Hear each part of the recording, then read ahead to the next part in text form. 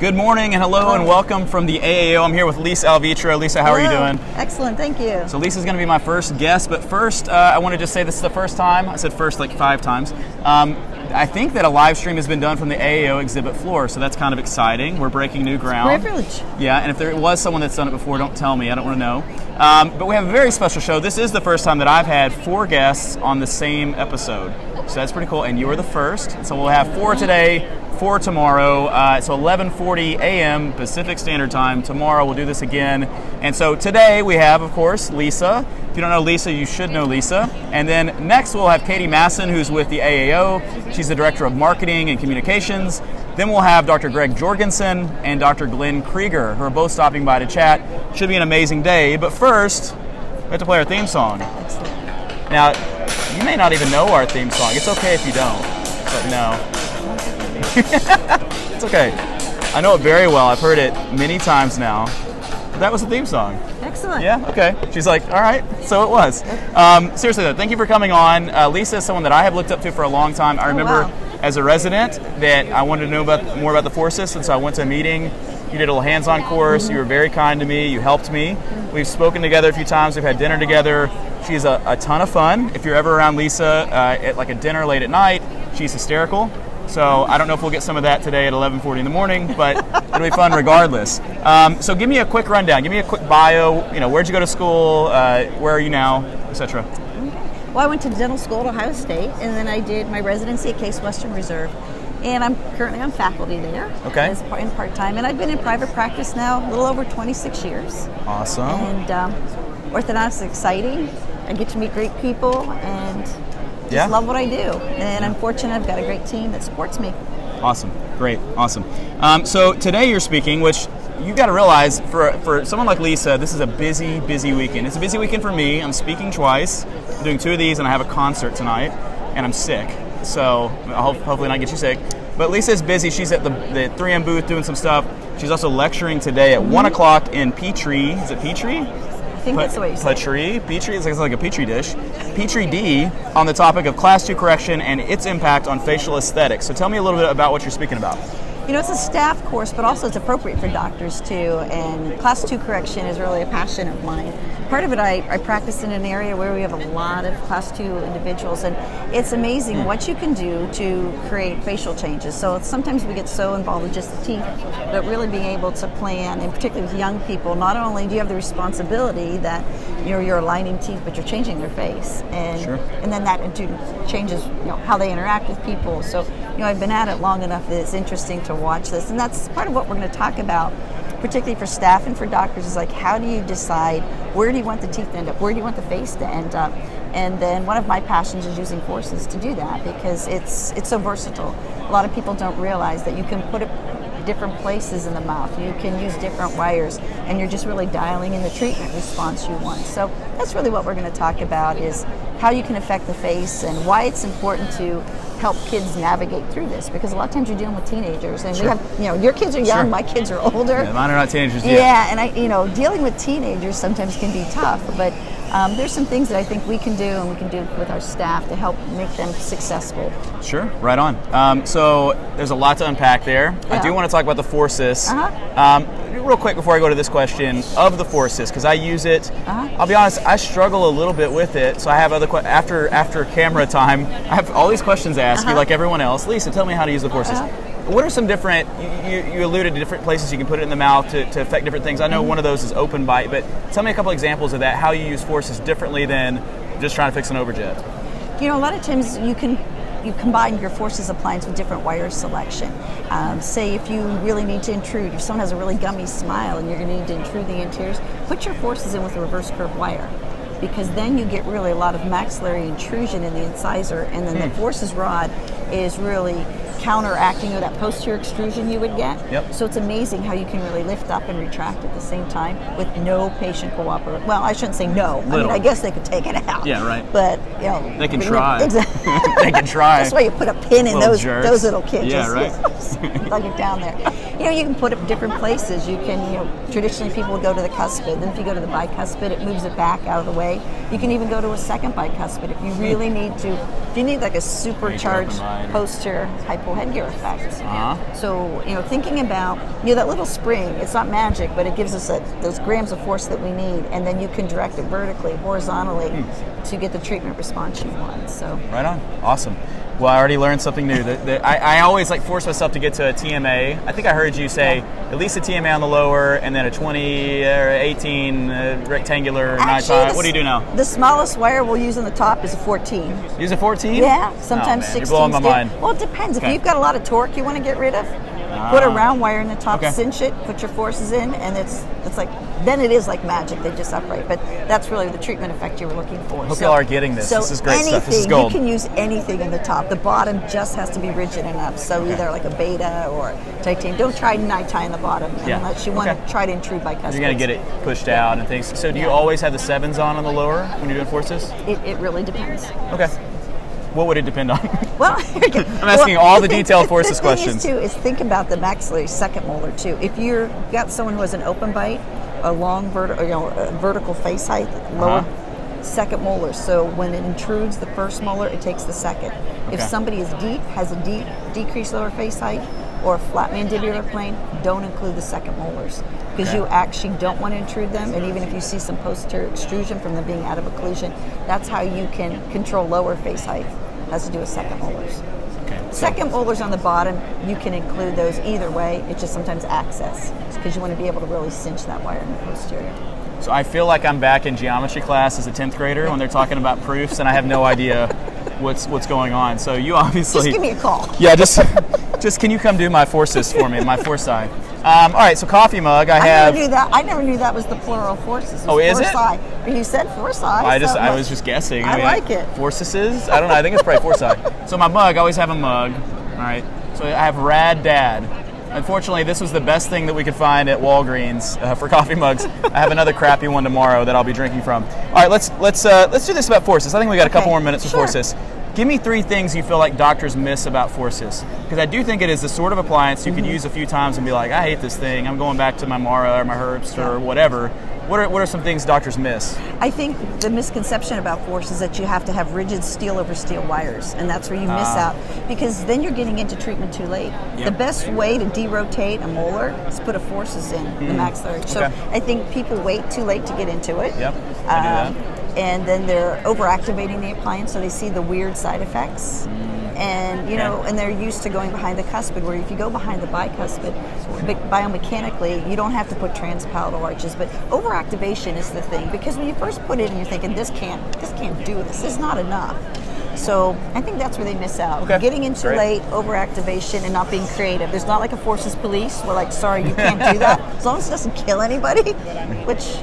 You'd have to work really hard to kill somebody with a Forsus. So I think that's, and I think too, waiting to not use it is, if you're using someone who's non-compliant all the time, you have a bad experience, because these people have already, they've already shown their stripes. So this way, when you plan it in, patient acceptance is so much better. It's great. And shoot, I've got a lot of parents that were treated like with Herbst, and they're like, they laugh. They're like, that's it. I'm like, darn, we wanted her to have a Herbst.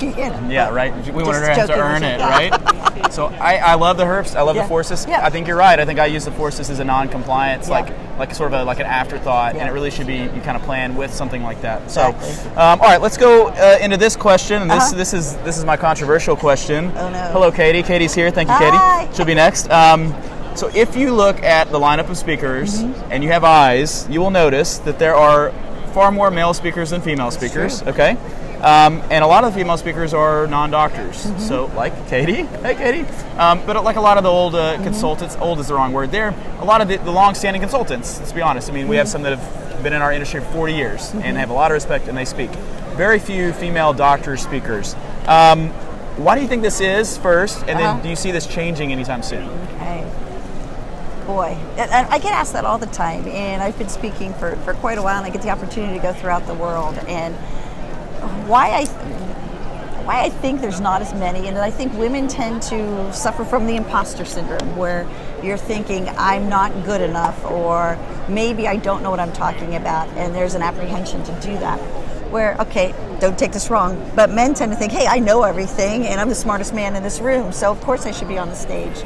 where women are so concerned, like, maybe they'll find out I don't know. And I think part of it, I always say, she who dares wins. So just get out there and try it. I think you'll be surprised. For me, I think speaking as a woman, even internationally, has been easier for some of the men I speak with. Because part of it, there's not that, sorry guys, there's this kind of testosterone thing before men. It says alpha male. And I think sometimes they look more and think, shoot, if she There's another way of saying that I think you were going to get. Thank you for keeping it PG. It's there's a contest of measurement. Yes, exactly. okay. There you go. Then they think, well, shoot, if she can do that, I can do that. It can't be that hard. So, I think women need to get out there, and I think they are going to get more and more opportunities as more and more women, come into orthodontics. And, I think orthodontics is the perfect women's profession. Yeah, absolutely. Because, we deal with kids. And so I encourage women, and if there's anyone, sorry, I talk with my hands, you can tell them Italian. Great. I do it too. You can tell them Italian. If there's any women who are considering that and they need someone to help them or help mentor them, please reach out to me, because somebody had to push me out there and say, you can do this, you can do this. I thought I was going to be sick before, and I still laugh. I mean, sometimes I think, oh my gosh, all you people showed up to see what I had to say, and I get a big kick out of it. So, if anyone really feels like, boy, this is something I want to do, please reach out to me. I'd love to encourage more women to do it. That's great. Yeah, so a lot of great thoughts there. Yeah. I think probably some people would say easier being a female. They might have issue with that. I think it's great that there's different perspectives. Yeah. And so for you as a female, maybe it was an asset to speak. I saw also, just as an aside, I saw you speaking in Saudi Arabia. Yes. And you had your was it Hadras or Habaya. Yes. I said that completely right. It started with an H. I didn't know what they were either. Yeah. How was that experience? It was amazing. Yeah. When I was first, I said, what that? Now that maybe I thought, I'm not so sure about. Yeah. It was a great meeting. They had excellent attendance. Everyone was so respectful. I didn't feel any difference being male or female there. Yeah. And it was really amazing too, though, in the Saudi meeting, how many women were speaking and how many women were running the show, which was very encouraging. Yeah, so great. that was a cool opportunity. Well, I will say this, it's sort of an ongoing conversation thread that we've had, about, and there's been some doctors that have been really instrumental in raising this topic. So Courtney Dunn has a meeting, Women in Orthodontics meeting, has a group, and she brings this up regularly, which I think is healthy. So I will say, as a man, I can only speak for myself, and I'm not a beta male. I'm a very alpha kind of guy, right? Like, I like to be right or like to be in charge. Yeah. But I welcome unique perspectives. So I think people of color, women, I want a lot of different people speaking. I want it to be representative of doctors in general. Yeah. At the same time, it does have to be something that you have to push yourself to do. And it's also, the onus is also on the people that select these speakers to try and push themselves beyond to include people that they may not otherwise think of. Because it's easy as a white male to invite all my white male friends on the show. And I have friends that aren't white males, okay? But I think we need to break from that pattern. And thank you helping me break that pattern. All right, so let's jump to this question, then we'll talk about some digital workflow stuff. Perfect. So this is not a question as much as it is just a statement. When I was talking to my wife about who you were and who I was having on the show, the one thing that came to mind about you was that hands-on course, and then you also spoke and you talked about your team, and you started tearing up. They were in the audience, and it was really sweet, and it wasn't like you were faking it. You were really like crying, and I think everyone in the audience started like kind of tearing up. And your team, when I asked them about you, they were just down the line, 100% like, oh, she's the best. Sometimes you see doctors who speak, and you meet them, and they're very egotistical, and you're immediately like, I don't like fill in the blank, this person. And their teams, you can kind of tell, like, yeah, we know he's got a big name, or she's got a big name, but oh, he's such a jerk, or whatever. I don't sense that at all from you, which speaks to your character, but how did you get there? Like, what are sort of the things that drive you? What is your culture about, where you practice, and all that? And I was sorry to tear up when you were talking about that meeting. It was a sweet moment. And I think that's one thing, too, when women are going to even speak on stage, be yourself. Do I cry on stage? I've cried a lot of times on stage. I've cried on stage, so that makes you feel better. But yes. Good. But I think, how I've gotten there, and again, that's just why I think even being a woman is easier, because I can connect with my team. They're like my sisters, but I'm also like their mother. Yeah. And I've got so many things in common that helps us bond. Where I feel sorry for some of my friends. What do you guys? I mean, we could talk about Pinterest and recipes all day long. Or it's awful, Lisa. Who's got better shoes? What purse we like that came in. A couple of them watch football, so we have things to talk about. I'm just kidding. But building your team is so important, and surround yourself with really good people in your professional life and your personal life. So I think sometimes when we're selecting our team, we have to kind of think of, be it strategic, fill those holes of, who do you need for what, and get people who share your core values. Because if you don't have a team member that shares your core values, doesn't believe in your mission, it's just not, it's just not going to work. So I think that's really the key. You get really good people and look outside. Look in different places for people that maybe you wouldn't look for team members. Daycare, waitresses, hospital settings. There's a lot of really good people out there that maybe haven't hit our radar screen. Someone that's used to service and can really mesh, and let your team help pick who's going to be next. So how do you do that? How do you let your team help? Because I agree completely. You don't do any of the interviewing? They give me their final candidates. Wow. Yeah. Okay. And usually it's during a working interview. They're like, okay, so which one did you want? These, we took it down to 2. They'll help come up with a description. What are we looking for? Where do we want to look for this person? Are we going to go online, Indeed, or are we going to go, peer-to-peer? A lot of times we'll find some of the best people that way. And so they really get involved. Particularly we'll have someone who is, really helps oversee the office, but also the person, like if you and I have to work right next to each other, don't you want to pick who's going to be in the seat? Absolutely, yeah. And so you're going to have a vested interest in it. So that's something I think that is really helpful. Well, that shows a lot of humility on your part and a lot of trust that you have in your team, and it empowers them to... I thought it was pushing off responsibility. Well, it might have been, but it was a smart way of not having to do something. I need to get myself out of the interviews. But what happens if you disagree with who they pick? Have you had that happen? We've had some disagreement on it, or they'll bring somebody in, and all of a sudden they realize we made a mistake. What should we do? And it's not you that made the mistake. Well, sometimes I've made a mistake too. But if you've allowed them to pick it and it's a mistake, that's a lot easier conversation than you insisted on having her. And now we're, And so then we'll come up with like an action plan. Where are the issues? Do we like this person and their core values? Do we like them as a human being? And do we want to help them grow? And if the answer is yes, then we figure out how we're going to do it, who's going to do it, and then give ourselves a deadline to reevaluate. Have we gone through that path and then thought maybe no, this person isn't a good fit? We have, and so it's been a growth experience for everybody. Sure, I love that. That's great. Thanks. Sage advice. We have 2.5 minutes to talk about digital workflow. Awesome, and that is one of my biggest passions. Oh my gosh! So give me your 2 minutes on digital workflow. It is the most exciting thing I think we've done in our office. Okay. From doing our own printing to doing digital bonding, going impression free. And we've got our print lab, and it is really excited my staff too. People think that this is so complicated. I can't even turn on my own TV. I seriously, I can't. They've gotten more complicated. But the thing is, it gets everybody so energized, and so anything you can do to start down that path, there's so much out there. But you have to think of your goal first. What is it you want to accomplish, and bring your. We had a digital integration team that started looking for these pieces. Who did you work with on that? Within my own team. Digital integration. We have our own team. So sounded like there was some group you hired. Okay. That would be nice because we need a group like that. Yeah. But what printer do you use? I have about 6 different types. No, I have 10 total, but 6 different types. So it depends what you're trying to accomplish. Wow. So what's your favorite right now? Are you at liberty to say? If you're not, you can name 2 or 3 favorites. We've got a couple favorites, and it depends on who's going to be using it and what they're going to be printing. Okay. We use Moonrays quite a bit. Okay. We use Formlabs quite a bit. Okay.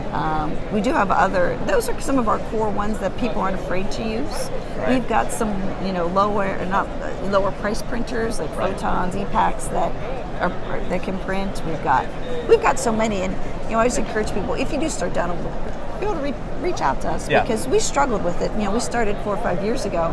We had a room full of stuff. Nothing would work.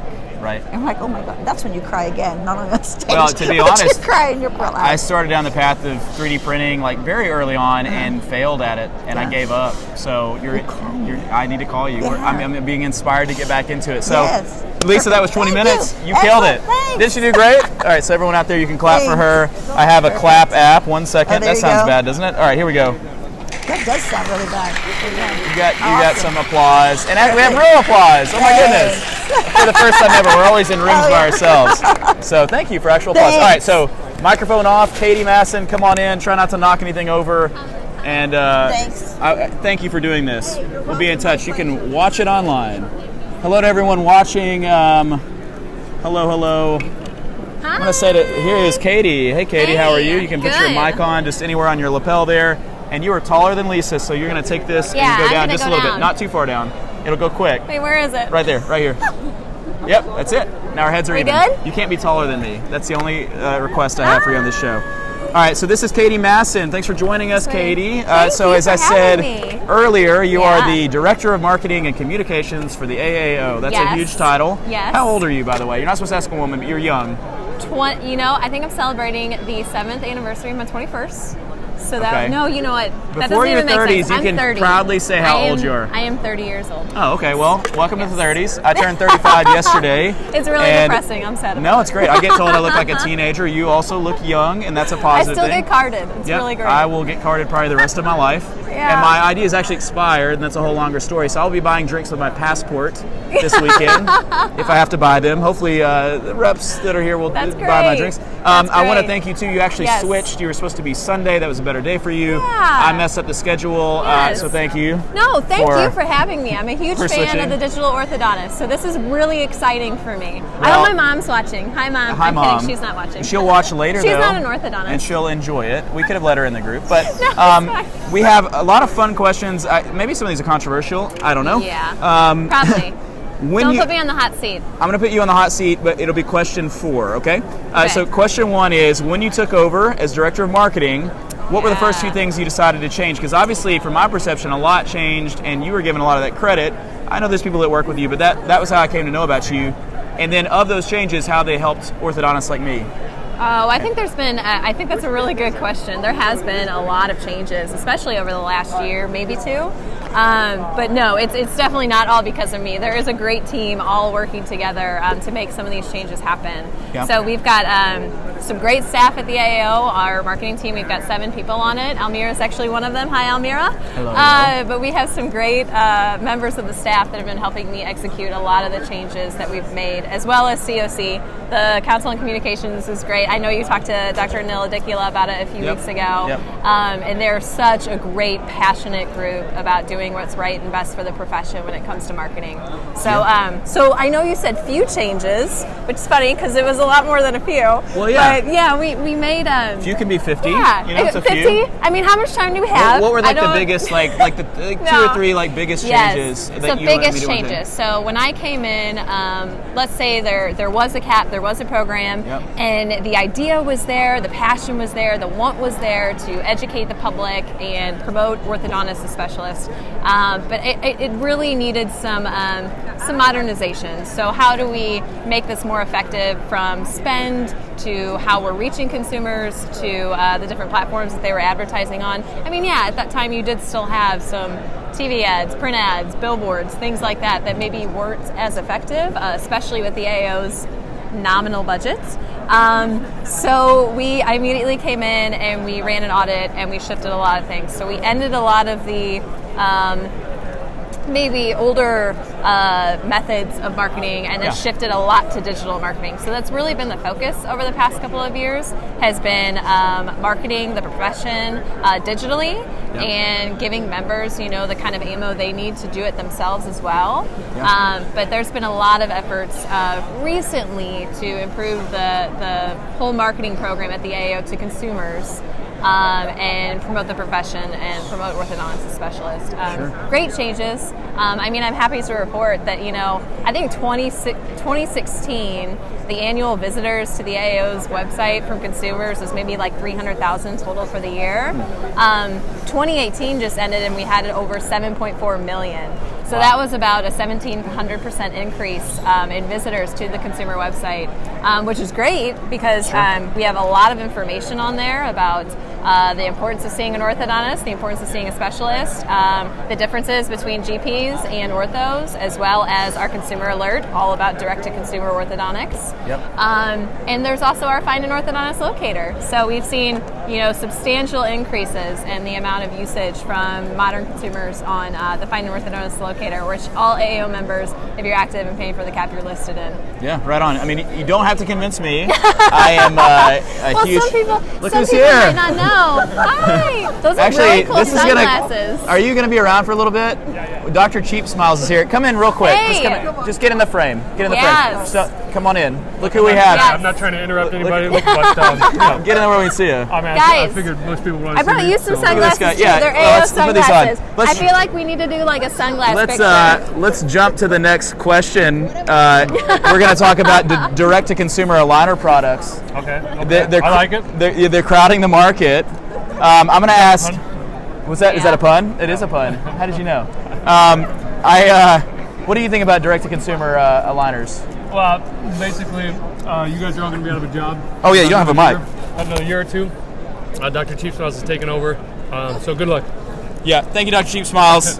we got to get you on here later. All right. Do you know Dr. Cheap Smiles? I've seen your YouTube videos. Everybody They're knows. funny. No, just joking. Yeah, everybody yeah. knows you're the best. Your gum those smells sunglasses great. are pretty memorable. Can I see these glasses? Can I put them on real quick? If you want. Are these like Elvis glasses or something?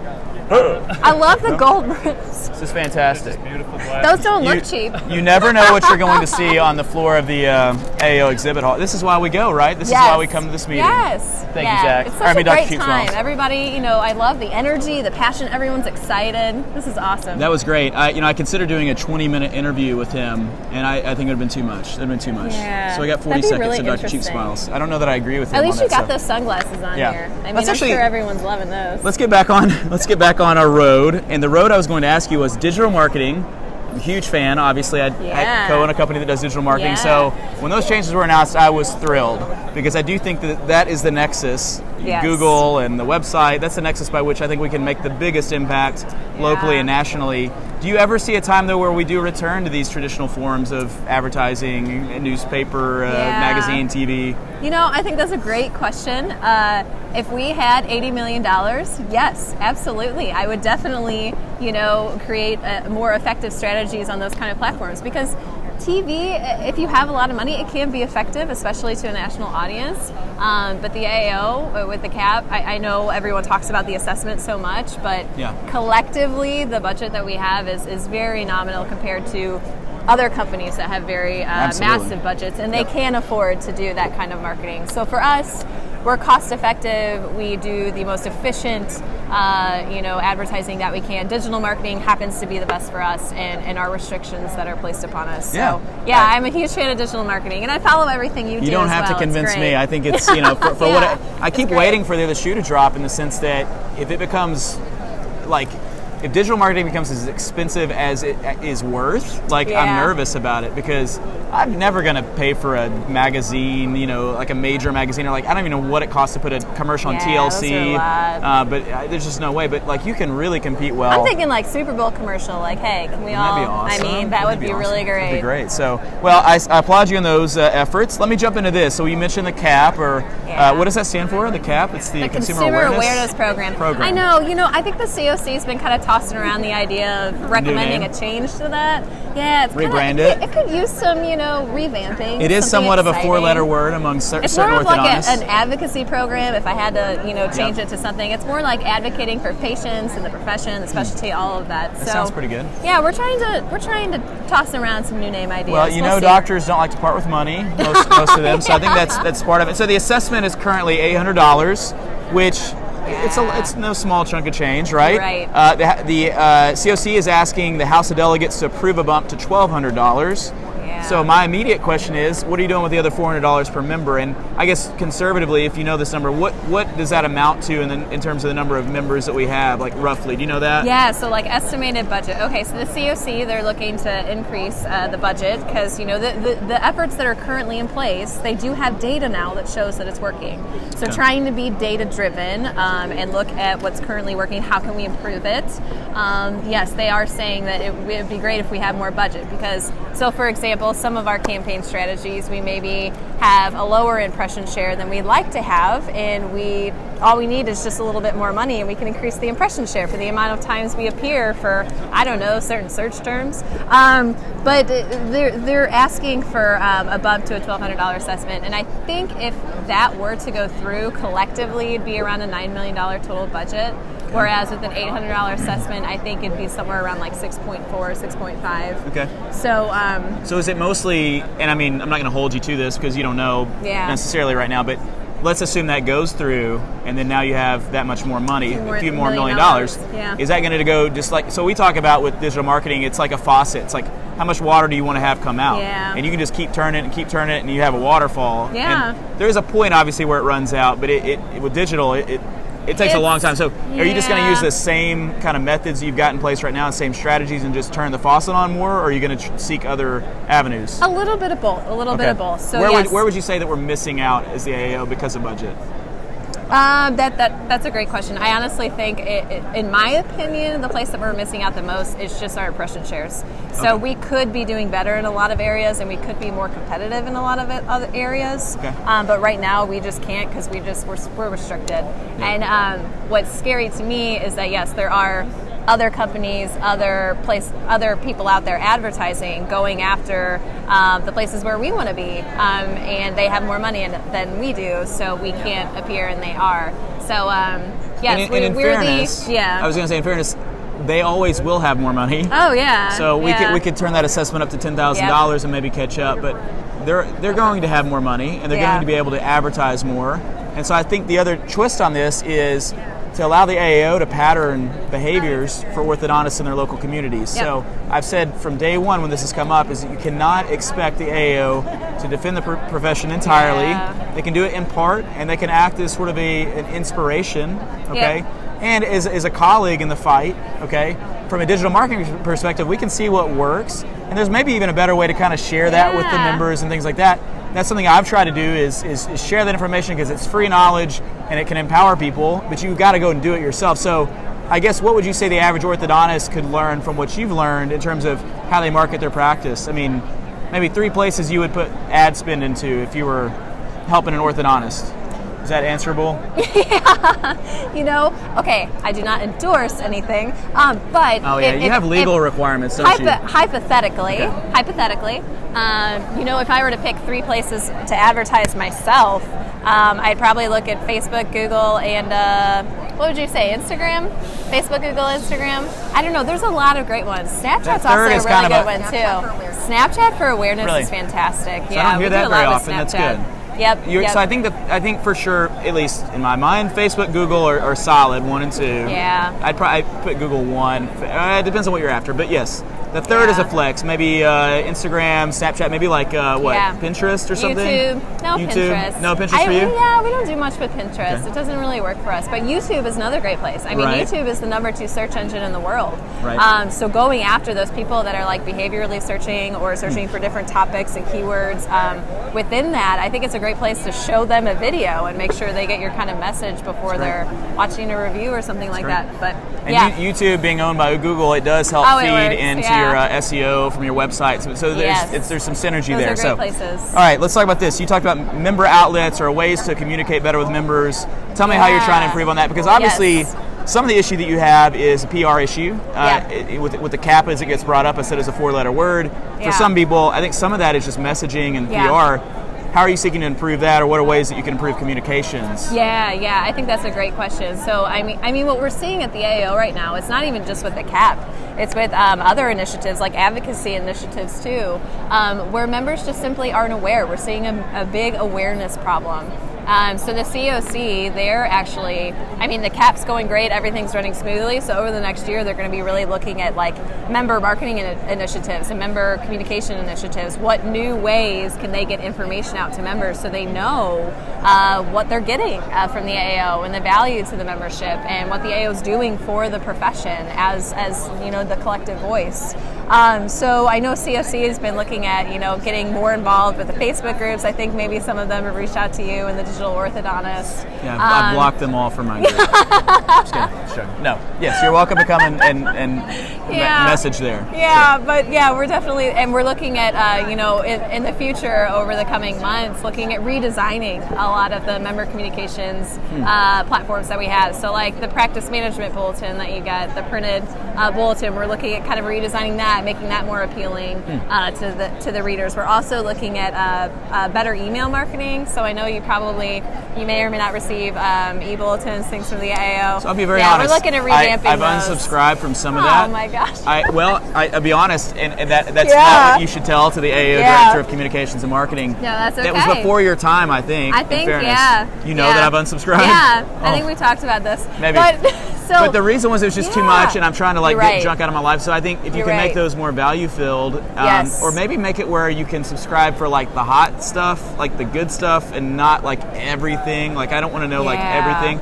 And I sometimes regret it, but I don't know how to resubscribe. So we're going to get me resubscribed. We need to get you resubscribed. And we're going to make the emails better. Yeah. And I think, some of your biggest advocates, I think, is the AAO, and maybe specifically of the COC, is people like Courtney and Anil and Tristy, I think she's on there, and those sorts, because I think they're really what are helping kind of feed this kind of positive reaction to it. Yeah, definitely. I know that is actually one of the common things I hear is, what is the AAO doing about this, or what are they doing to educate the public? And it's like, we sent an email out about that. Didn't you get it? And people are like, no, I don't look at emails. I didn't read it. It's like, oh, okay. Yeah. Well, it's tough. It's a tough job. It is tough. Communicating to people and getting your message across is not easy. It never has been. Yes. We've got, let's see. We have 4 minutes, yes. but I don't see Greg Jorgensen, so you may be... He's right there. Oh, he is here. We did, so on a member awareness issue, so we did create 2 short links on the member website. So if people want to know what the CAP's doing, you can go to aaoinfo.org/CAP, and we'll update that all year long with results, we'll drop the link numbers, later. Things. And then there's another one for advocacy, actually. So if you want to know what the legal team's doing or what's going on with the advocacy realm, you can go to aaoinfo.org/advocacy, and that will have advocacy updates to it all year long. Yep. Great. Do you mind, after this, later on, go drop those links here, and if people are watching this, they can see it. If you're watching on the podcast, you're on your own. You'll have to type it in yourself. Sorry. 2 quick questions. We've got 4 minutes. We're good. Direct-to-consumer aligner products. I was almost jumping into this. You probably thought we weren't going to come back to it, and you were probably hoping that. But you don't have to say anything specifically. Let me say words, okay? We will not talk about any names of companies. Obviously, this is something we're all dealing with. You obviously have a consumer awareness. This is no surprise. How do orthodontists compete with that from a marketing perspective? What are some things we should focus on? Yeah, I think that's a really good question. I think really it's more of an overall collective awareness thing. Really, make sure, look at your top 3 things. So your website, your social media, your search. How are you doing with those 3 things in your own practice? Because that's where a lot of those companies are advertising. And if you're looking in your own local market and you want to see how you're able to compare with that, audit those things. Make sure you're strong. How is your search presence? Where people are looking for you? Are you appearing? Also look at your website. What kind of content do you have on your website? And don't just search for the name of your practice and see if you show up. Yes. Search for orthodontics within your zip code and see. And don't even search the name, the qualifier of your city. Search within that area. And usually people search long tail, so they'll search I need braces for a 12-year-old in Memphis, Tennessee, or something like that. So do that. See how you show up. Also, don't do it on your history. So do it on a incognito browser on someone else's computer, so that you're not getting any things that are throwing it off. And then see objectively how it shows up. Obviously, companies can help you with that, but that's the way to approach it. Here's one thing I think is huge for us as orthodontists. Anil touched on this about loving patients and kind of leading with our heart and things like this. It was a really great lecture this morning, and really going the extra step with patients is really the nexus or the road to people talking about us more online. One way that you can really win is if you have a huge social media presence. In Facebook, what moms do is they go into groups and they ask, who do you want as an orthodontist? Who's the best orthodontist? You will win those conversations if you've won the hearts of moms and patients. And I think that, from a social media perspective, to me is a holy grail, what we call advocacy marketing. And if you can create that, we can win. I can beat a DTC group all day long with heart, because that is going to be lacking. So, but I do think all the analytical kind of nerdy stuff that I love, that plays into that as well. And I think y'all have patterned that very well. We have 1 minute for you to tell me some things you're working on that are new and exciting. Oh, fun things. We've got a lot of fun, exciting things that we're working on at the AAO. I think something cool, we're trying to look into the, over the last year, we've been looking with the voice and artificial intelligence kind of platforms, so such as AI. Amazon Alexa. Yeah, like how can we get more involved with them so that way if somebody cool. asks Alexa a question about orthodontics or orthodontist, we can help feed those answers. It's funny you say that because that's the focus for Neon Canvas right now is looking into those things. Yeah. We're definitely looking at stuff like that. There's a lot of fun initiatives, though, I think, at the AAO. We're moving in the right direction, and I think there's a lot of strategic initiatives in place. So, Well, you did it. 2:20. We were like exactly on time. It's 2:20 my time. 12:20 this. You did not speak for 2 hours. I don't even know what time it is. What's today? Is today Friday? Is Saturday, May 4th. It's Saturday. I'm only halfway through all the fun that I've got. You did awesome. Thank I have to you give so a much. shout out to Katie. Thank Katie has you. watched. I've seen her name come up different times. And so thanks for being a watcher and now a guest. I appreciate you. Thank you. Thanks for so everything much. you do for our profession. Thank and you. Greg Jorgensen, we're switching Yes, it. we're just going to switching. go all day long. He's on CSE, so another continue 40 to. minutes. Yes, Look at ask my him first some question, CSE the questions. Consumer Awareness Program. We're doing it. I'm not sure what that is, Taking Katie. over. Dr. Greg. Can I clap it up for Katie? Can we clap it up for Katie, everyone? Okay. Wow. And we're clapping it up for Dr. Greg Jorgensen, who is joining me here. Greg, great to see you, man. How are you? I'm doing well. Thanks for having Are me. these left for me? Are these for me to wear, I guess? These are AAO branded sunglasses. Well, they'll match those Thank really you. fancy backpacks everybody's wearing around. I see I don't know if them. you've looked at them, but they look pretty awesome. They are pretty. Did you come up? Was that your idea? It was not. Okay. They look like they must have cost at least 50 cents. It's unbelievable. Yes, they are. They're very lightlight. That's what we're going for. That is a good It way will to... not burden you as you carry things in it, although it will break not. through the bag. Give me a quick 30-second bio for anyone who doesn't know you. Greg Jorgensen, my private practice is in Rio Rancho, New Mexico. I've been down there a little over 25 years. I would say 28, but that makes me sound older than 25. Yeah, so 25, yeah. Been down there. It's a great place to live. I've only had one practice. I've only had just my solo practice. I've never had an associate, never had a satellite. And coming up in December, my son Brent's joining me. So we're trying to figure out how to make that work. Yeah, That's the most exciting thing in our life right now. Well, let me ask you, how are you making that work? If you don't mind me asking, because Prayer and fasting and yoga and Supplication. meditation. We're looking at several different options. There's I live on the west side of town. There's some opportunities on the east side of town. For the first 6 months, we're just going to bring him up to speed because we see between 80 and 90 patients a day, and in the residency, you see about 10 a day, and he better know how on to a good day. treat more than 10 a day or we're in trouble. Yeah, y'all are going to be screwed. So I'm sure that if he's anything like you, he'll be great and y'all will have a good time. I actually commented to my wife the other day, I think my 5-year-old, she's got the potential to be an orthodontist 23 years from now, if we still even have orthodontics. There you go. Which we will. We're going to show this back to her, but I think she has she's 5, what do I know? But I was just saying how cool it would be to someday practice with your child. That's a really cool opportunity. We're looking forward to it. Yeah, we'll let you know how it cool. works. Give me let back me know how it in works. 2 years and we'll give you a report. If it's a disaster, then I won't do it. There you go. Let's jump in with something we're talking with Katie about. This is the theme of the day apparently, but is the CAP, the Consumer Awareness Program. It's at $800. They're asking for it to go to $1,200. First, are you in favor of this change? And if you are, how do you think it will help doctors like you and me? I think that obviously I'm in favor of it. I serve on the council on communications. I didn't know. Yeah, and what I see, Kyle, and I know you know all about digital marketing, is that there's no way we can compete with the direct-to-consumer aligner manufacturers. No, those guys, head-to-head. they're spending, the estimates are $150 million to $200 million, one company, and the other company is spending close to $100 million. So we're looking at $250 million to $300 million we're up against. And I hear people saying, why can't we, why aren't we doing this? Why isn't the AAO, competing with these guys? We have a $6 million budget. We can't compete. So what we're trying to do is, and Katie's masterful at this, what she said is, we may not ever be the top search engine result because we can't afford it. But if we could be the second every time, that's awesome. Yeah. So what we do is we let them do all the advertising on TV, magazines, at the concerts, at the rodeos, everywhere you see the big purple signs out there, they're paying millions of dollars for that.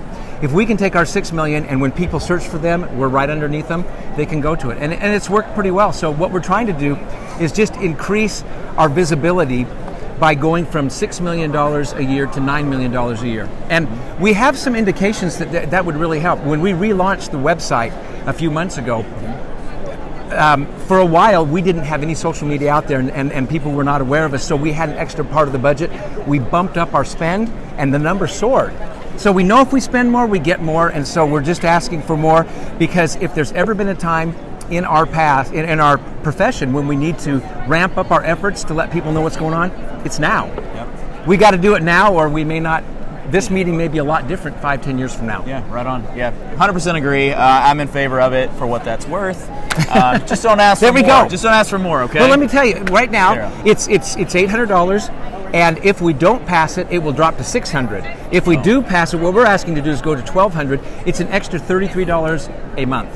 Yeah, I mean, look, I pay in the state of Tennessee $400, what's called a professional courtesy, which I could talk 20 minutes on that courtesy and how ironic that all is. But $400, I mean, as a practicing orthodontist. Now, if I'm a resident, $400 is a huge deal. And I remember when I first saw that, I was like, oh, and I think you maybe ease people into it or whatever it is. But $400 at this point as a practicing orthodontist is not significant enough to not kind of feed into this. And I'm thankful that we have people like you that are on that board that I trust to make sure that it's doing well. And Katie's exceptional, and so she's awesome. So thanks for the work you're doing. As I know you talked to her about, she's pulled back on all the things that weren't working, and she's focused on the things that have return on investment. And we look at that every time we meet. Good. And if it's not working, we pull back. Good.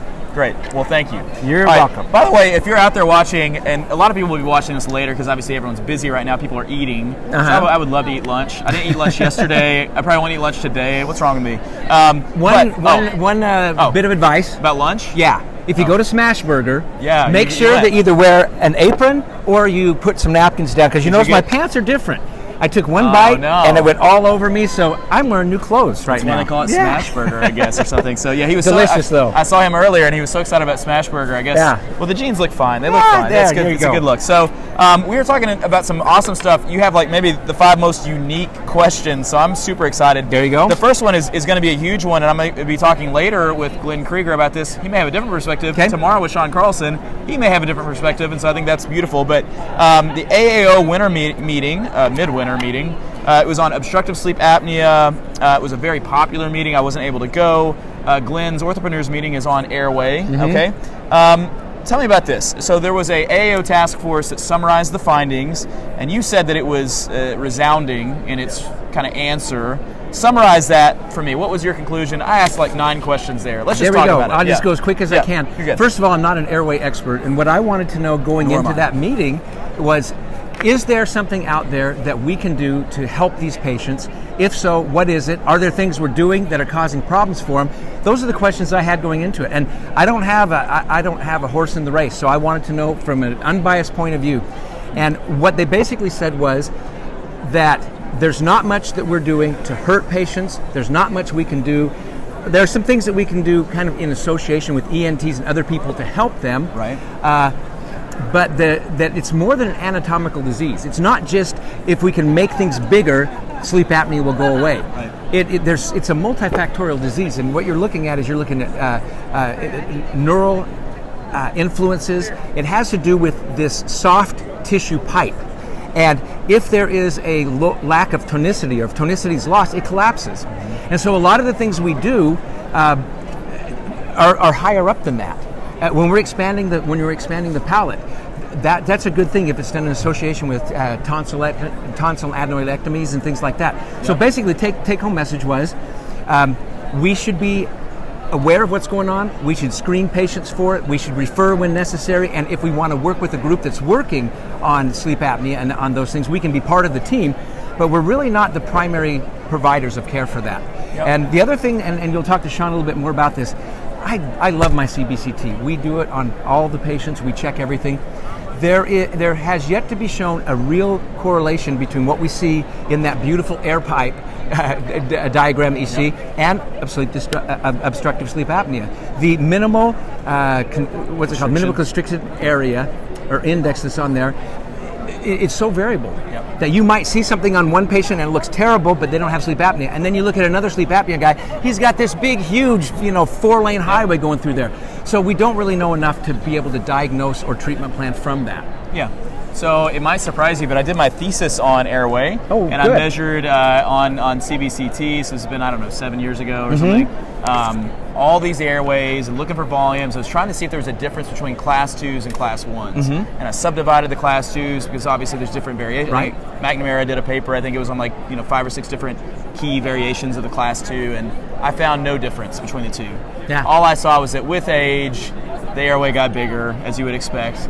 Males had bigger airways than females. That was it. And it was retrospective, and it was not a perfect study, but I think what that kind of showed me immediately was that maybe the airway is unrelated to the things that we're dealing with. Yeah. And sometimes maybe it is related. I think there was another study from a resident at West Virginia that found that class 3s had bigger airways on average, which would kind of make sense. Yeah. And there's athletes that are better athletes. Is it because they have bigger airways? I don't know. There's all these sort of questions, but you start kind of trying to answer these questions with well, that kind of makes sense. And that's never a way to go about answering a question. No. So when you hear airway-friendly orthodontics, what's your first reaction to that? My first thought is everyone here is friendly to the airway. How do you like that? Are we? We are all friendly to the airway. I love it.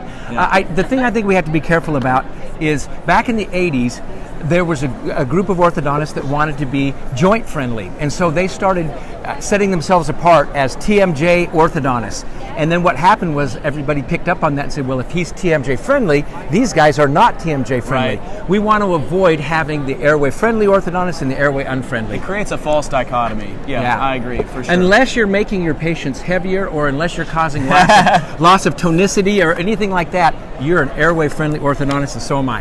And I don't want to be so cynical about it, because I do accept, so I don't use 3D. I do accept that there's probably things that I'm not currently using that one day I will, and I'll say, well, I guess I was wrong about that. But I also think that some of it's being pushed into a place that's really unreasonable and unfounded, and I hope to speak with people with different perspectives and see what they have to say about it. Yeah. I send a ton of people to the ENT, probably more than I should, I guess, but we see a lot of kids with swollen tonsils, adenoids. You can view it very That's what easily it's all about. on a 2D Ceph. I can see it, and I say, look, I'm not an ear, nose, and throat, but you might want to have them checked if they've got snoring, if they're waking up throughout the night, if they're bedwetting. I mean, there's these certain questions you should be asking. I think that's where we need to be in terms of airway friendly. Is we need to have a standard sheet of questions that we ask, and then we're screening for it. And 4 out of 5, hey, probably need to go see your nose and throat. And I'm screening every patient now. I wasn't doing that before, so the conference was very helpful for me. Good. But I did go home and I looked at, and I took a whole bunch of patients. This is kind of my own study. Yeah. Before and after, and all I'd done on these patients was expanders, and I tried to look at that MCI index. Yeah. And like you, I didn't see any pattern. Yeah, there was no They got pattern bigger that in we could some, find. they got smaller in other ones. My son's doing that research down at Arizona right now, and it's just so variable that it doesn't mean anything Well, yet. it's a muscular tube that's surrounded by soft tissues, Yep. and the idea that us moving a tooth, 2 millimeters this way or that way would affect it, I think is pretty naive. Yeah. So, all right. Question 3. Let's talk about the ABO, the American Board of Orthodontics. We got about 10 minutes left, so we're gonna get in there. Good. The new scenario-based exam. I call this the Jorgensen exam. Okay. I know you're I very hope it works. I hope it works. Yeah. I know you're pretty instrumental in pushing for that, and you call it a step in the right direction. But walk me through that. What's been the feedback? And then, are there more doctors taking that now? There are. In fact, the next 2 exams are completely sold out. Great. They're completely rescheduled. And the third one is, they're putting in a third one for next year because so many people want to take it. What I saw, Kyle, was I saw a lot of people that would come out of school and they'd say, I don't get it. What is it? How is it going to help me? I don't want to take the board. And so it not only wasn't helpful to the public, but it was a divisive force within our own profession at a time when we need to be sticking together and kind of Being on the same team. Yeah, being on the same Yeah. team. Some people were advertising that they were ABO certified, some were not. Some were saying, well, I know somebody that's ABO certified, he's the worst orthodontist in town. My feeling is if it didn't mean a whole lot to people and it was so hard that people wouldn't do it, why couldn't we take it and use it as a vehicle to unite us and bring us together? But what it would require is changing how the test was given so that patients people like my son who get out of school and they're working so hard for the first 5 to 10 years to pay off their debts and things, they don't have time to get all the plaster cast together and put everything together and go to St. Louis and take these, and present 10 sets of models like I did. My idea was let's make a test that is scenario-based so that anybody that went to a residency should be able to pass it. If not, those residencies need to up their game. I want everybody that's in a residency to come out with enough knowledge they should be able to pass that, and it should be way more knowledge than general practitioners or anybody else has. Yeah, absolutely. And so that was my impetus for us. I said, instead of using the ABO as a vehicle to divide us, let's see if we can use it to unite us, and that's the reason I push for what I push for. And to be fair, I understand the other side of it, the kind of regret. I know there's like what are called Rambos, the guys that did like, they had to show like 2 years of retention and all that. I mean, much more difficult. You said 10 cases, I showed 6 cases. Yeah. It was a very difficult process. It was. At 6, I can only imagine 10, and I can only imagine having to show 2 years of retention. Yeah. That wouldn't happen. So I get it. I feel like it feels like a slippery slope, I'm sure, to people that have been there for a long time, that have defended it. At the same time, I think it's wise to adapt as things change. And I don't care if someone takes a scenario-based. Good for them. Like, I took the test with 6 casts. I'm just thankful when I have to re-up that I don't have to do the casts again. It's a lot of work. I mean, it's a tremendous amount of work. I feel like I understood it after a couple casts. It reminds me of in residency when you have to trim models. Right. We do like 15 or 20 of those. Like 2 in, I was like, I know what we're doing I know here. what I And do then the rest now. is just kind of busy work. So, well, here's my next step. What I really would like to see is I would like to see it incorporated so that every resident who gets out and has the talent, has the skills, can be board certified right off the bat. And I want to see a new credential after our names. And you've heard me say this before. I love it. Yep. That right now, there's no way to really tell by the credentials who's an orthodontist and who's not. So if everybody that can pass the board was able to have ortho after their name, you'd be Kyle DDS Ortho, and I would be Greg DMD Ortho. At least people looking at it would say, this is an orthodontist, this is a GP, and they'd know some difference. So if we can use it for that, if we can use board certification to help us distinguish ourselves, that's better than what we've done in the past. we're going to call it the Jorgensen license. As long as it works, yeah. He's like, yeah, you can name it after me if it's good. There you so go. they're not going to call it the Fagala license. No, I can't take credit for it. So I love the idea of that. I think that's great. It would be an immediate way of determining. Now, another conversation with the ABO was this idea that somehow if we could get everyone board certified, then there would be maybe insurance leverage that we could use. I don't know, do you think that's still, is that a pipe dream or is that possible? Well, we've looked at it actually, and what we found, unfortunately, is there was no difference in the number of lawsuits or anything between the two groups, and so the idea's been looked at and it's not going to fly. Yeah, okay. So, yeah, to flesh that out, and someone had explained this to me at one point, is that if we were all board certified, like a board certified plastic surgeon, and they're all board certified, or like a cardiologist. oh, you're talking about for insurance companies only paying for board certified. Correct. I'm all for that. We haven't really done that yet. I thought you were talking about do board certified orthodontists get a break on their insurance? Oh, no. That didn't work. But no, what you're talking about, that'd be awesome. Yeah, I would say this. I don't think that there's probably a correlation between if you're board certified and if you're good as an That's orthodontist. exactly what I was trying to say. Nor do I think there's a correlation between where you went to residency and how good you are, at least as I've noticed. And so I went to Tennessee. Right. I think it's a great residency, but I know people that went to residencies that we thought of as not great that are absolutely killing it. So I think it's more about the person. So let's wrap up with this. We got about 4 minutes. Got it. So we'll have plenty of time to talk about this, but you're speaking tomorrow morning at 8 a.m. in room 502. I'm sure it will be a packed room. It'll be awesome. You're going to be talking about evaluating your practice's online presence. So give me a quick rundown of what you're going to be sharing. Well, I know that you're way up on all this stuff, but most of our colleagues so are Doctor. not. Well, he has more blog views than I think any other orthodontist, so I'll give you a little credit. Well, a lot of our colleagues here, though, they just assume that if they buy a website, stick it up online, that's all they have to do. Right. And then you and I both know from even on your Facebook group and other ones, people are always asking, who do you use for SEO? I just want to pay somebody to do it. And as we understand, there's a lot of parts of SEO that we have to participate in. Content, that's not something you can just pay a company to do. Social media, if you want to really have social media, you have to be social. So I'm going to be talking about how do you evaluate what you really have online right now? How do you know if your Google My Business site is actually up to date and if you're using all the parts correctly? How do you know if your site's been coded right, if the URLs are right, all that? I don't really do that stuff, but I know how to tell if it's done right. So I'm just going to be throwing things out there for them. I don't work for any company, and I know that you're offering at your booth an evaluation of those things, and I'm going to just talk about what kinds of things people can do to find out if their site is modern, if it's up to date, find out what the things off of their, we call it off-page SEO, make sure that those things, they're paying attention to them and they're working to develop them, because that's something that even though companies can give you an idea, a lot of them require you being involved. Sure, yeah, absolutely. I 100% agree with that. Now, I will say, I think blogging, anything is best. Well, let me say how I say this. these things are always best when you're involved as a doctor, when your personality is infused to it. There is sort of a break point there where you can't be involved in everything. Right. And obviously you get blogging, you're able to speak and off the cuff and write and all these sorts of things, and some people aren't able to. So I think there's some people that do need to delegate these things. Social media, though, I always tell people it's nice to have a company to kind of augment, to help, to kind of be waiting in the wings, but we try and get not the doctor to be trained, but a team member who we call a social media manager. Right. Now, I'm into social media, and so we have a team of 4 people that do that, but and I do have Neon Canvas that helps me, but blogging is something I used to do when I had time, and now I can't. And so Neon does that for me, and it's great, and it's keyword rich. Now, probably if I were doing it, it might be maybe a little bit different. I don't know if I say better, but what have you learned from blogging and doing it yourself? And to someone out there that's starting a practice, let's think of that kind of person, because they do have time.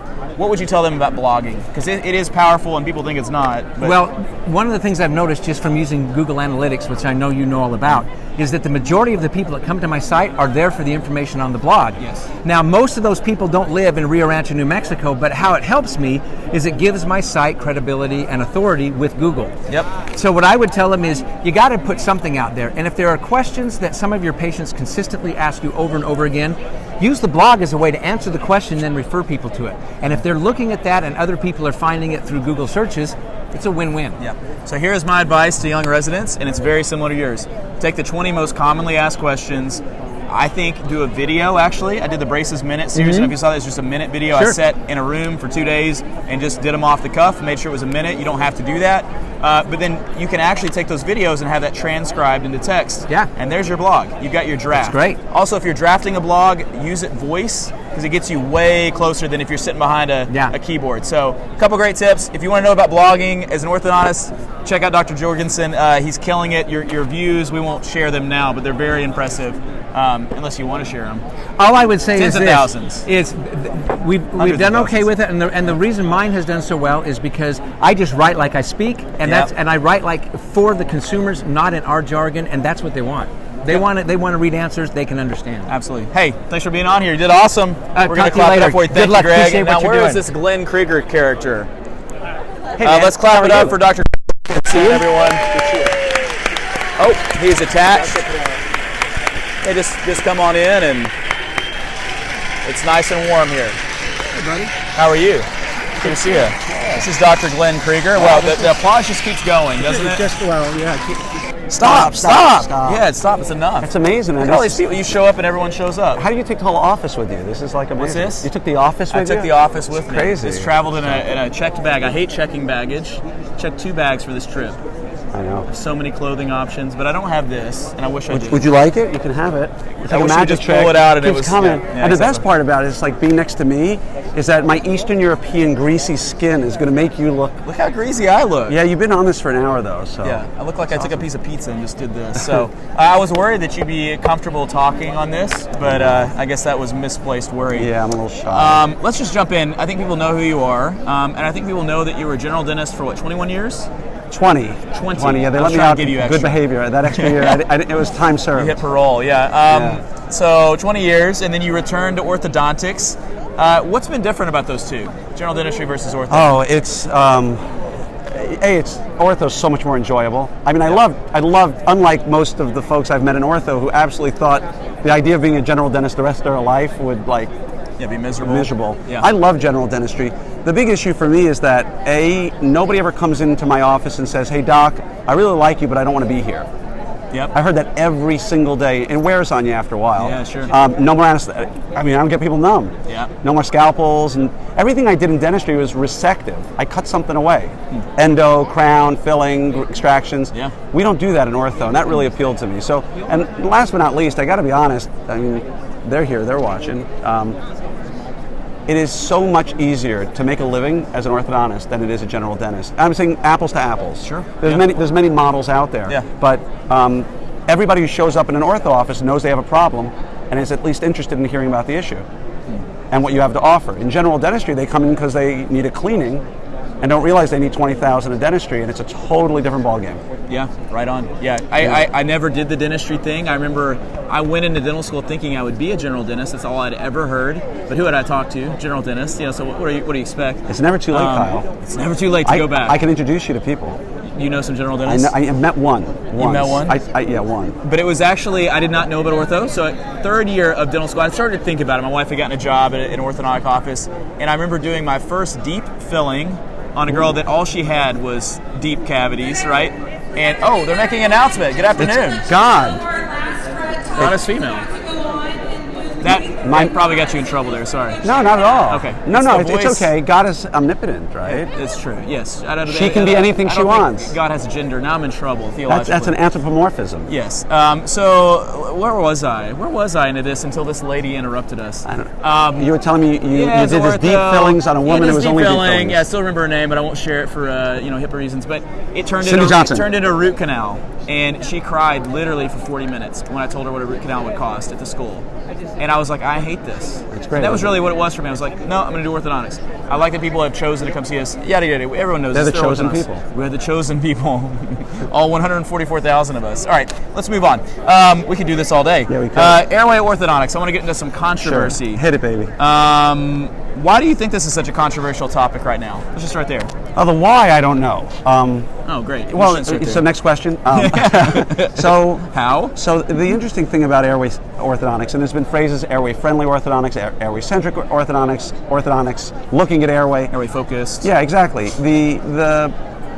I think there's a lot of misunderstanding out there. I think there's been some bad press that people believe I'm going to just give everybody an expander and solve their airway problems, and if your child has ADHD, I'm going to solve it with an expander. And the truth of the matter is, this has been well studied at really respected institutions like Stanford for decades, realizing that things like idiopathic nocturnal enuresis, kids were just wetting the bed for no good reason. Wetting, yeah. Kids were wetting the bed for unknown reasons at night. It's been tied significantly to airway-related issues. So, for instance, if we take out tonsils and adenoids and do expansion, the studies out of Stanford show that we'll see a significant amount of those kids improve considerably. But I think if the message comes out, like anything else, whether certain bracket types that have been lauded as they solve all problems, you'll never need an expander, right? Certain things that say we can do this better than that. There's always controversy when something new hits the market until the masses have an opportunity to really play with it and try it. The truth is, airway-focused or airway-centric orthodontics, whatever you want to call it, is not something you dive into and say, I'm just going to start treating people. I read dozens of books, hundreds of papers, and had 3 mentors of mine try to slam me on the head and say, you got to start doing this, for over 9 years before I dipped my toe in that pool because I was so skeptical. And I don't think you just say, hey, by the way, tell me about this airway thing, what do we do? And I think that's the reason it becomes, because it's not solved like that. You have to be part of a team. You're not going to treat everybody, but you're going to refer them to the right person if, and only if, the symptoms indicate it. Okay, so what are the 2 or 3 most important things, and based on that, which I think that's well said, and I agree with that, what are the 2 or 3 things that an airway-friendly orthodontist should be doing? Okay, so University of Michigan, pretty respected university, unless you go to Ohio State, right? We had Lisa earlier. Yeah, so University of Michigan, the University of Michigan, sorry, I had to Jorgensen over there, just had some fun. They have a great neurology department, made a questionnaire based on the literature that is recommended for all pediatric patients in medicine and in dentistry. Yet nobody does it. It's 7 pages long. It's licensed for free. You just have to go onto their website, look up pediatric University of Michigan Neurology Pediatric Questionnaire. You give the first page, and you sit down and you talk to mom or dad about their child. So that's the number one thing, is you've got to do a thorough history. Are they wetting the bed at night? Right? This is all from the questionnaire. This is not me saying we need to ask this. They recommend this. And the weird part is you'll get 12, 13-year-old kids in your office who go to the pediatrician once a year, have never been asked these questions. So we are the gatekeepers. I'm not saying we have to solve it, but you're uncovered. I mean, if we really want to do the best for our patients, so does a child snore at night? Right? Healthy children should not snore at night unless there's a cold or an allergy. Do they snore at night? Are they wetting the bed at an age where it's not appropriate? Are they grinding their teeth at night, which is a little bit of, Is 35 equivocal. Inappropriate? It depends. What did you drink that night? Depends. That's a good one. Depends. Go ahead, sorry. No problem. Are they grinding their teeth at night? One of the signs is when you put a child to bed in a well-made bed, you wake up in the morning and the covers are everywhere, right? Are they sleepwalking? Parasomnia, sleepwalking, night terrors. Not a nightmare, but night terrors. These are all linked in the literature really, really closely to airway or sleep disordered breathing. So we just don't treat them. We get them to our ENT. I have a CBCT, which is another controversial issue in ortho. For me, I look at the septum, the turbinates. I look at everything all the way up. And if I see a really deviated septum, but a child doesn't have a crossbite, I might not treat them, but they're going to the ENT. I have a myofunctional therapist. I'm looking at the tongue. Are they tongue-tied? And there's great literature to talk about when a child is tongue-tied. I'm not going to treat them, but I'll send them to the myofunctional therapist and the surgeon. So, we have this team that we've created that you go to courses together, you do reviews together, you do literature together, and the same way we work with our oral surgeons if I said I do cuspid-centric orthodontics, if it's an impacted cuspid, I'm going to send it to an oral surgeon. We don't have a problem with that. But it's the same thing for airway. I don't treat it. That doesn't sell brackets, cuspid-centered orthodontics. No, it doesn't. And I got to be honest, airway-centric orthodontics, it doesn't really sell ortho for me. I spend a lot more time with kids who don't have a problem than the money I make on the kids who do. You have to really want to treat it, which is why I'm so passionate about it. And just a quick aside, real fast, it's so little is known about it that my friend is one of the chief pediatric endocrinologists at Children's Hospital.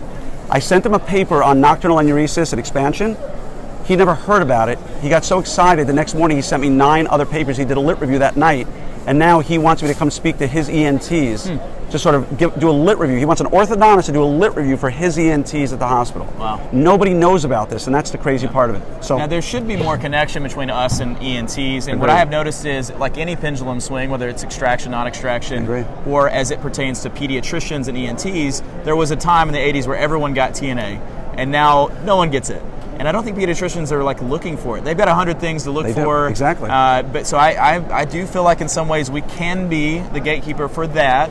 Exactly. By doing what's very thorough. And I think also we talked about TMJ kind of specialists, quote unquote, and how you're not going to fix the TMJ issues, or TMD I should say, with just an NTI that you just buy off the internet. No. It's the same sort of thing. It's a very deep topic, and the more you get into it, the deeper you realize it is.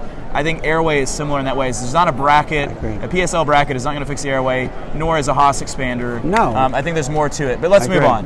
Henry Schein Orthodontics. They are here.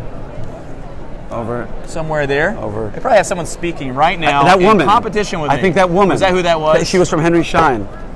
It's always Henry Schein. So there's no question here that that group has taken criticism the last few years. Yeah.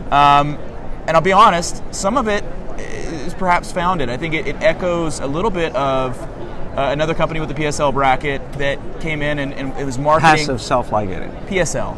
Yes. We don't say passive self-ligating anymore. It's all PSL, baby. No, PSL. As opposed to an ASL. Yeah, right.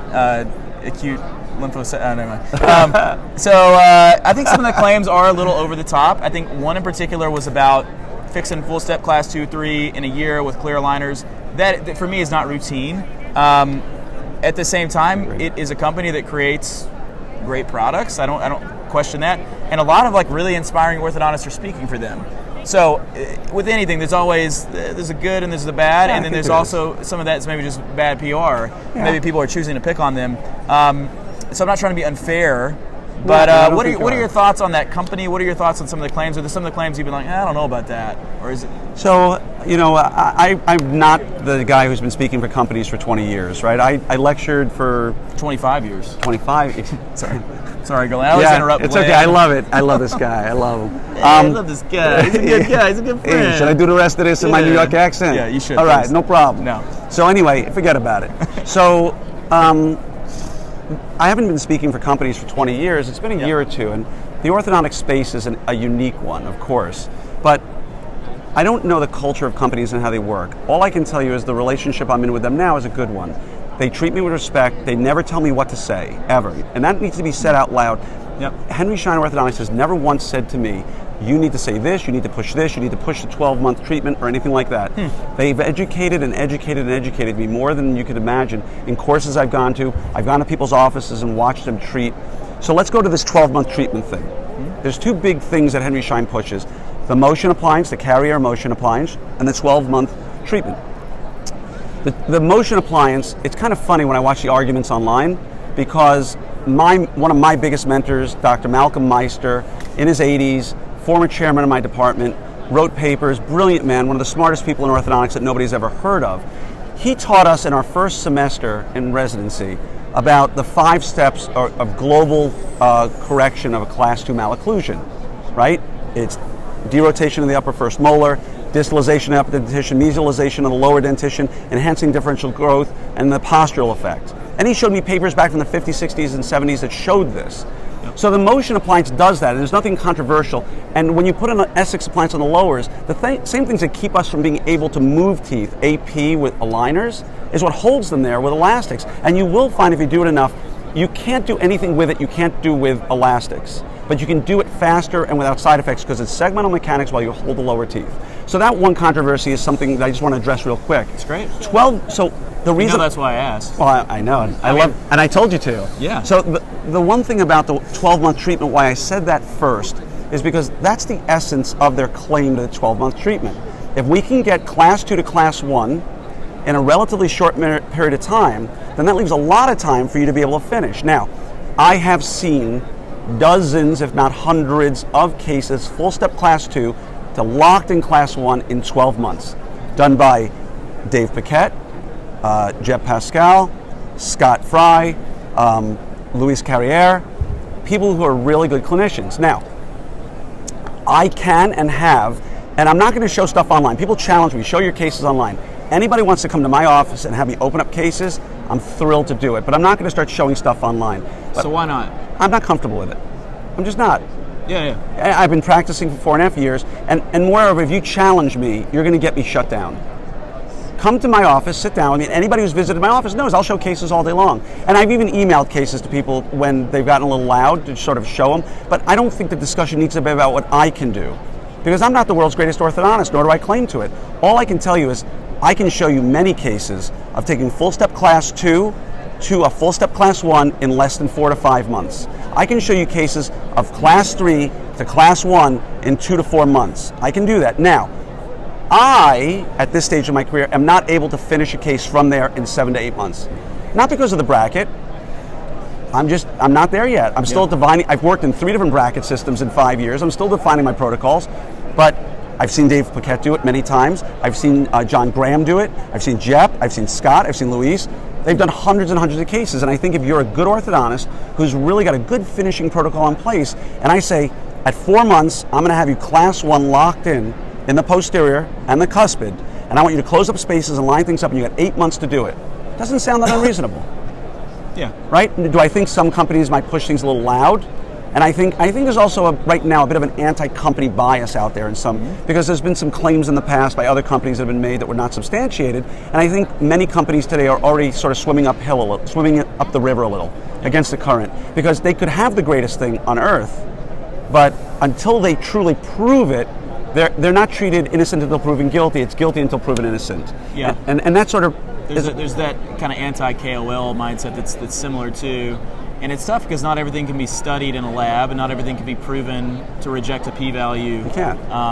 All I will say on that is it's very well said, and I almost didn't ask it, but Please, I'm glad I did. Ask it. Come on, man. Yeah. No. I've already asked it. Oh. Just that question kind of puts you on the spot on that. And I'm sure it won't be a satisfactory answer to some people, because some people are going to expect that, you should share your cases, you should stand up for it. But I'm in the same boat. Like, I've told, I speak for 3M, I said, like, I'm not comfortable speaking about clinical right now. I've been doing this for 6 years. Like, I'm just not there yet. Exactly. Can I talk about digital marketing? Absolutely. Exactly. Now, I talked about happy this morning. I'm not the happiest person ever, but you are I want to person. know about it more. Clinical, it's like there's some masters out there. Let them speak about exactly. it. And I will say, though, it's true. I think of like a Pitts or a Damon or a Derek Bach or whoever is like really good. By the way, clinically. Anil, that's a drink right there. Yes, that is a drink. What anytime, Anil and I once said, when you had, I think, Chris Feldman on, I forget who it was, well, we were texting, every time Derek's name came up, it was a drink. There should be a drinking game. It should be the Derek Bach drinking game for this game. Derek, I hope you're watching this later. The Derek Bach drinking game. Drink to yourself. But it doesn't matter what bracket those guys are using, is what I will say. They'll finish with anything. Yeah. But I just want to add to that. Yeah. For the folks out there who are say, no way can you do it in a year, if you fancy yourself to be a really good orthodontist with good experience and you can finish well, and you think you can do that in 8 months, then yes, you can do full step class 2 to full step class 1 because in a year-ish, right? And we're sitting here getting bogged down in the fact that we're taking somebody's full class 2 to class 1 in 14 months, in 16 months. Like, historically, that's insane. And one day, I'll show as many cases as people want of the correction. I just can't finish it this fast. And that's on me. That's not on the motion. That's my point. Yeah, fair enough. All right, so probably more conversation that we could have on that, but hey, we're down to, I don't even know how many minutes. But you're ending the show, so I guess we can do whatever we want. I think it was an hour and a half limit on this thing. And I'm not speaking, by the way, I'm speaking at the Henry Schein booth at 125. I didn't know that. Yeah, I'm a KOL, and it's, I'm sorry. And that's a fair conversation too about KOLs and why some of that's come up. It's a great conversation. I think, which we don't have time for, but no. There are issues inherent in that, and I will also say that when we do our co-podcast, we'll do our co-podcast. I spoke to Lance Miller. Can we do it? Yeah, we agreed we're going to do the 3 of us. Yep. But nobody's going to own it. It's going to be the Elevate Digitalpreneur. Okay. I'm game. That's I'm game. Live podcast. I would show. Be honored to be a part of that, and to co-own that. Nobody knows who to ask questions of, and so what are we going to do here? I don't know. What do you think? We'll just go by questions on the screen. Couple of real quick questions. Let's talk about Orthopreneurs. Obviously, you started Orthopreneurs. It's one of the biggest groups, and I love that group. And I'm also in the RD group, which is Regional Dominance. I wish I were more active. I feel like I have no time in my life. We do what we can do. We do what we can do. I will say this is not because you asked me or because you're on this show or whatever. It is an incredible group. There's a huge amount of value. You do a ton of CE events that are unique and that are special. Thanks. Even at the Orthopreneurs meeting in Dallas, there's a day with Jonathan and Maz that I'm flying down to. There's a dinner the night before at a really nice steakhouse. I mean, there's no joke that you do practice what you preach in terms of taking care of people. So, quickly, what does RD cost, and what are 2 things that you feel like are the most valuable about it? I'll give you the first part, because when you say the cost, nobody listens anymore. Okay, so do the first part. We learned that, right? We learned it. Never give praises cost up front. When I started Orthopreneurs, it was really just a place for us to get together. It was when that whole 101 thing exploded, right? And me and Brian and Jason actually created 3 separate groups. And I wanted a place where we could just talk about management, HR resources, stuff like that. And it became clear that there are a lot of people who just aren't comfortable sharing publicly. They don't want to talk about their best marketing secrets. They don't want to talk about how they hire the best employees or how they get the newest patients or what they do with SEO or whatever it may be, because they're afraid that in a large group of 4,000 people, the guy or gal down the block might be there.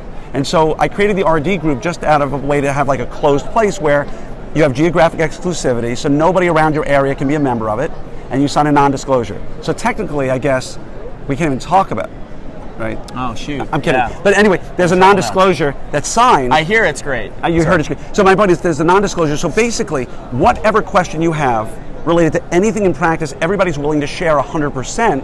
And then I realized just a Facebook group, it's not worth it. Let's start doing webinars. So as you know, I started bringing in people once a month where you can do an interactive private webinar on anything from legal, HR, new appliances, new programs. And then I said, that's not enough. We need to create CE that's just for us. And then I started the Juan Moon hands-on. And I mean, yesterday we had Sean Holiday that I don't think I saw you there. I have a few things going on. I know. Glenn. We had Sean. You've done at least 7? 7 or 8. We had Sean Holiday for a full day on scalability of aligners in your practice. So at the end of the day, what does it cost? It's about $5,000 a year. It's the cost of 1 ortho case a year. I would argue, as the one who created it, that if you can't get at least 20 times return on investment on that money in the first year, there's something wrong. But also I have to say to everybody out there, for every 3 people who apply, probably 2 don't get in because of a geographic exclusivity, because that means the most to me. So if you're interested, just email me or find me on Facebook, because that's where we are now. Yeah. Just hit me up on Facebook and I'll give you more info and connect you with Mike Vitikin. Well, I hate to end with plugs, but those are my last 2 questions. And I do believe in these things, or I wouldn't plug them. The meeting, last year's Orthopreneurs meeting was exceptional in Dallas. I had a great time. You let me speak at it. And this year I'm coming back. And you're going to be there in 2020. You're going to speak for me in 2020? If you'll ask me, is this confirmed? Okay. It's confirmed. I want happiness. I'll be there as long. I'm not happy. I would love to give that lecture. I thought it was really good. So yes, it's confirmed, and we'll make sure. And if you take that back, then it's on film. No, it's not. Okay. It's September 12th through 14th at the Omni Dallas. Real quickly, because we're over time, give me 30 seconds on why I should go. So the whole reason I created the meeting is I felt that when we were in residency and we went to Gorp, we were treated like kings and queens, right? And out in ortho, I didn't feel like that was happening. And so I created a meeting for grown-ups, so to speak, for Gorp, where every meal is together at a 5-star kind of feel. The entertainment is going to surprise you. It's going to be so much fun and great speakers. But I want to be crystal clear that while we have great speakers, you were there last year, Yep. what goes on at dinner and at the shows and what have you, we sit and talk, that's where the real magic happens. And the theme is breathe easier, but people think it's all about airway. There's 5 or 6 airway speakers, but for the team track, it's all management. It's totally sold out. No more room at team track, unfortunately. Dr. Track's about 85% sold out. I had a card on here which I lost, where it's 15% off if you get opsummit2019.com. You can still sign up. We're going to sell out in the next month, more than likely, but you should be there because it's a meeting where I get to take care of you, and you'll have a great time. And I promise you'll come back so energized about your practice. And if you don't, send me an email. Maybe we'll give them a free website. No, we're not. We're absolutely not doing that. Greg Jorgensen will write a free blog for them. Yeah, Greg will write a free. None of these things are happening No. because you're going to have a great time. You should come because it's going to be awesome, and we're going to have a good time. And I'll be tonight. there. Tonight, are you going to the party tonight? Which? Game of Thrones party? Oh, you're playing drums. Playing drums at the opposing party. We're supposed to bring this up. Okay, first of all, there's no opposing. I know it's not. Brian and I have talked. Pearls and orthopreneurs are colleagues, good friends. not competitors. No, there's enough out there for everybody. But you're drumming for the Pearls party, so go watch him drum. He's amazing. And the Game of Thrones party. I didn't know there was a Game of Thrones. Yeah, we have a Game of Thrones party tonight. It's crazy. There's 800 people. 800 people have RSVP'd for a 400-person venue. So. You know, you got to mention my name. You're going to watch Game of Thrones? No, we have like characters. All I know is I told my director 2 things. I told him 2 things. Spend every penny and then some, and don't tell me a thing. And all I know is I saw a Jon Snow outfit sitting on my couch today in my room. So I don't know Are you Jon Snow? I don't know, but tonight, May 4th. Yeah, it is. May the 4th be with you. Yeah, we should have got a Star Wars mug. Missed opportunity. But I got the Star Wars socks, so it's all good. I love it. So we're going to wrap there. I don't know if you look like a Jon Snow, or I'm trying to think of another character that you look like. I got the beard. A little bit of if the you beard. say the Samworth beauty, you're not Samwell, no. No way. Tardy. No. Yeah, House Tardy, a proud house. I'm the mountain. Inside, right here. Yeah, exactly. I'm a mountain in my heart. This was fantastic. You did great. You can go over to your other thing. Thank you to everyone that's watching. I think most of the views, most of the views will come later. And so if later than people who are watching it now are watching it? Well, so it's the middle of the day. The AAO is going on, so I think a lot of people will kind of view in later. But when they see it, they're going to be seeing it at that time. That's right. So later than that. It's always in the now. Things always are. I don't know what's happening here. We'll edit this last part off. Just kidding. Great job. Thank you for being on here. It was a pleasure. Thanks for being agreeable to doing this. Let's clap it up. Thank you. Yes. For Glenn Krieger, thank you. Thank you. Those are my free AAO glasses. Thank you very much. We will be back on tomorrow. Actually, don't leave just yet. I can't have you leave just yet. We have 4 more guests tomorrow. I'm going to try and say their names, and if I forget someone, I'm sorry, but no, I know who they are. We have the Maz and Kaz Hour, I'm calling it. Maz Mashiri, Jeff Kozlowski. Wow. They need to trademark that before I do. And then we're having Sean Carlson, a good friend of yours, I believe. Yeah. And then we're having Dan Bills, who will be wrapping up and who introduced me this morning. So that is full solid. circle. So we're going to do that, and then I'm going to go sleep immediately afterwards. Thank you, Glenn. Thank you to everyone who tuned in. Thank you to all the other guests we've had tonight. It's today, it's afternoon, whatever it is. Whenever you're watching this. And to all of you at the AAO, hope you're having a great time, and we will be in touch soon. Thank you for watching. Bye-bye.